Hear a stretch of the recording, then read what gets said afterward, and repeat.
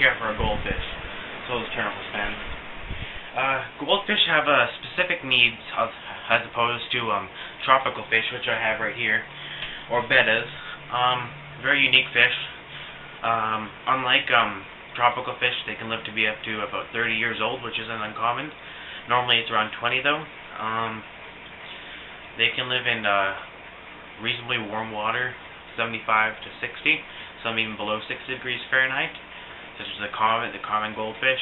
Some are more delicate like the Oranda. In this video and tutorial, I'll be demonstrating some of the care procedures in terms of feeding, maintenance of the tank. I won't actually be doing the maintenance, I'll be telling you how to do it and telling you how to feed. And I'll show you some of the basics materials you'll be needing. So let's start off for the materials you'll be needing. We'll use this one because most likely you won't be able to have one like that where it's a wet dry filter built in and it's all nice like that. You'll probably just start out with a tank. You're going to want a tank like this. Most goldfish get to be about 10 inches. That's just a very basic guideline. These comets will get to be about 10 inches each in about 4 or 5 years. So this is just barely big enough for them. They probably need a 20-gallon, but this is all I have. You're going to need a tank. You're going to need some gravel. Make sure you wash it out. And you're going to need something to for them to swim around in. It can be very basic. You can keep them. I just had this in my tank. I added this in just to make it look nice. And make sure you rinse all that too. And you're going to want a filter. Now, this is a Fluval U1 and it just has a sponge in it. What I would suggest is buying a power filter like this one, where you can stuff in any media you would like. You could put bioballs in there. I have 2 sponges and a carbon pad in there. I've been meaning to put bioballs in there, but or you could put a box filter. I strongly suggest these though for the beginning aquarius. They're the best. And to some other materials. You're going to be needing, sorry, a little disorganized. You're going to want some food. Just a quick note, these are short-tail goldfish here. They're usually a little more plump, like the telescope, the Oranda, the fantail, the blackmore, all the fancy-looking ones. They need to be kept in a separate tank from the long-tailed ones, just the common goldfish, the sarasses, the shavunkin, and the comets. The reason why is these are fast swimming, and if you put the two together, these guys will steal all the food.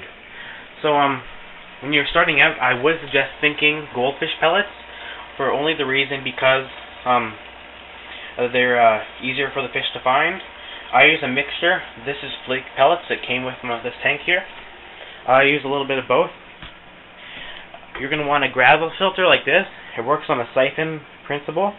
You're going to want to stick in the water and shake it up and down vigorously until you start a siphon, and put this in a bucket, and then just dab it through the gravel like this. You're going to like a spare bulb for your aquarium. It's good to keep the light on about 12 hours a day. Your goldfish will not be very happy if they don't have some kind of light. Even if it's an incandescent light like this one, it works. All of my aquarium lights, excluding that one, which is a halogen, they all have fluorescent lights.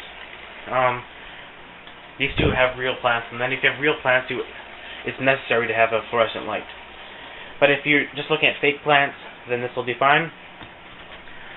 You're going to want some form of a pH leveler. This is a phosphate ease. It removes phosphate, but it also levels out the pH.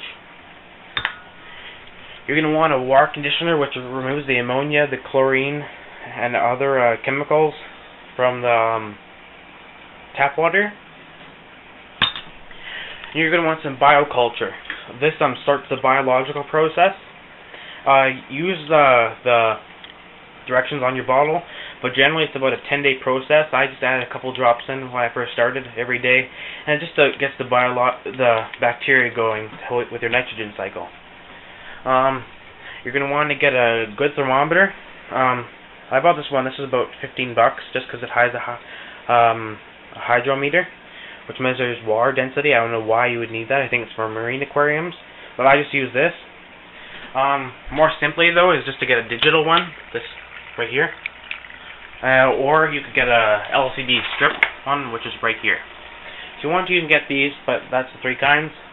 And you're also going to want to buy yourself a good manual on Goldfish.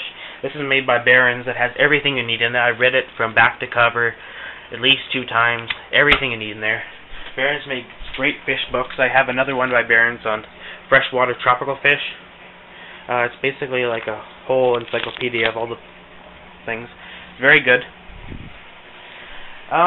Okay. More or less on to care now. So I'll just, you can look at this tank while I talk to you.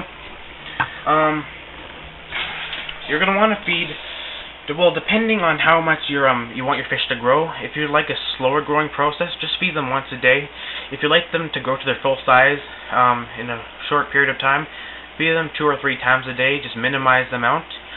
Generally, if you're feeding them once a day, it's about the amount they can eat in 2 or 3 minutes. And if you're feeding them 2 to 3 times a day, it's generally about the amount they can eat in a minute. So it's up to you. I personally just feed mine once a day, just because I don't really have the time to feed them 3 times or 2 times. Let's see. Again, keep the light on for at least 12 hours, 8 to 12 hours a day. So when you wake up to when you go to bed, just keep the light on for the plants. Water changes, very important. Watch my video on the nitrogen cycle. Basically, a harmful chemical due to the bacteria in the tank called nitrate gets concentrated in the water, and you have to replace the water to keep the levels down. So do frequent water changes about every 2 weeks. Do about 1/3 of the water using your gravel vacuum, which I showed here. Again, shake vigorously and keep this in the bottle of the water. And then what I usually do is, once it's about the water level is down to about here, I have a bucket and I treat the water in the bucket, and then I just pour it back in, so I don't have to put the tap water in and then pour the treatments in. That's the way I do that. You're going to want every day just go to check on your fish. I watch them for about 30 seconds. It doesn't have to be long, just see if there's anything you need to watch out for them. Sometimes they might have ick, or this never happened to me before, but sometimes they might have a disease or swimming funny, so and you might have to give them the proper medications. Another thing, this is about a monthly thing, is just to check the filter. Personally, I check my filters every day just because I find them interesting and I like to make sure everything's working. But just check it, and for the sponge media, you want to rinse that out about every week. Well, actually, probably every month you want to rinse it out. And for the carbon pads, you want to replace it every month, just because the carbon kind of loses its effect. And then for biological media right here, again, this is a wet-dry filter, you're going to want to rinse out about half of it at one time. Rinse it about every 2 or 3 months, just because you don't want to get rid of the useful bacteria.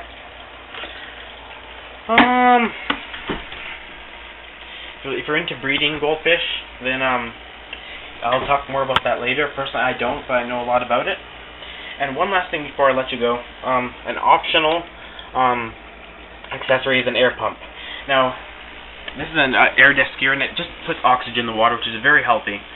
Now, if you have a filter that already does that for you, like this one, this is just a power filter, it has a little waterfall like that.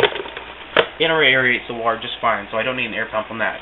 But as you can see, the water just kind of pours in gently in this tank, so I need an air pump because there's no aeration. Or on this little pump here, it has a little air valve. Oh, you probably can't see that, but there's tons of air bubbles coming out. I do not need an air pump on here, although it wouldn't hurt. Anyways, I hope you learned some stuff about goldfish. Any problems, just message me. And check out my website at www.slurpypersons.weebly.com, or just leave me a message. Thanks for watching. See you later.